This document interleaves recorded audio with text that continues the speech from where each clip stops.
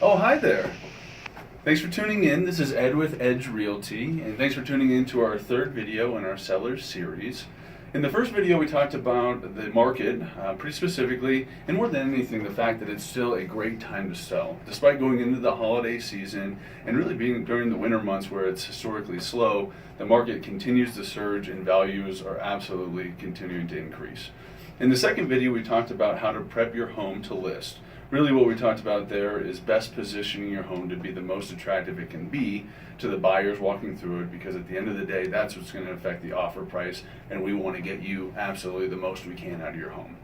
In this video, what we're going to do is discuss what happens when your home is listed and you receive an offer or offers that are attractive, and what those next steps look like. For time purposes, it's probably just going to be an overview, but we're going to talk about the sequence of events and touch on kind of the important steps in that process. So first, you're going to receive an offer or offers. Hopefully that's really quick after you list the property. For us at Edge Realty right now, we're averaging less than 5 days, which is just amazing and a testament to what's going on in the market. So what you're going to want to do is you're going to want to review the terms, timing, and then contingencies. So basically what we're looking at is everything from the offer price to how long they're asking to close, and then contingencies can range from, are they going to do an inspection, are they getting a loan on the property, and sometimes in certain cases, do they need to sell another property before moving forward and purchasing your property. Second, what we're going to do, and you may have already done this, we always prep our sellers to get the disclosures filled out and ready before list. But what you'll do is fill out the seller disclosures, and this will range from general knowledge of the property while you've lived there to square footage disclosures and source of water. There's a couple more, but those will get filled out and then sent to the buyer's agent for review. Third, the earnest money will be deposited with the title company. In almost all cases, not always, but in most cases, the seller will determine what title company that is.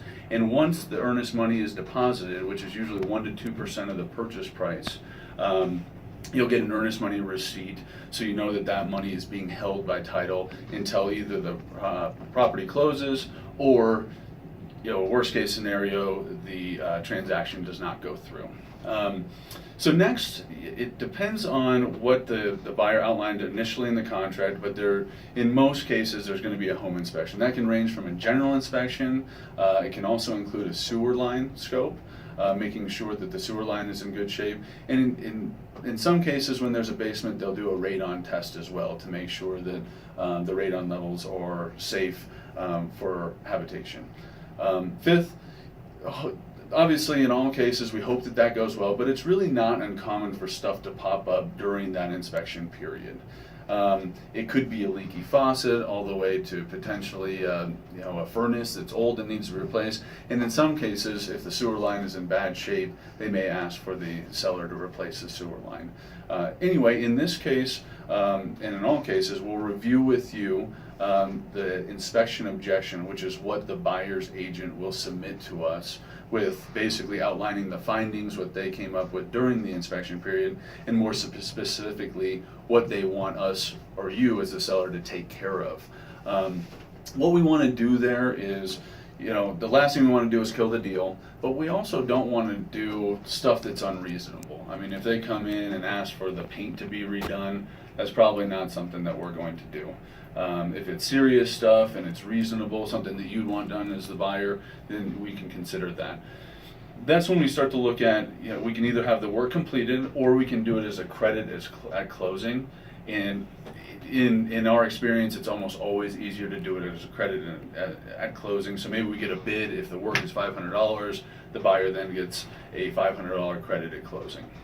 So that's really one of the last hurdles, and now that we're kind of in that last stretch, we're really talking about the appraisal and the loan.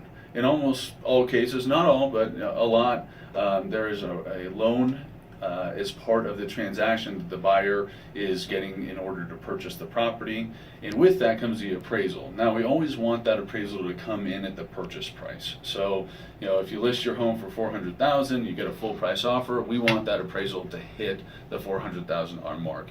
If it comes in short, It will go back to negotiations if, let's say it comes in at $395,000, but if the buyer stipulated in the original contract that they'd be willing to cover any shortage, let's say it does come in at $395,000 and they're willing to cover up to $10,000, obviously that's $5,000 less than the purchase price, and it's a non-issue because they've already said that they would cover that deficiency.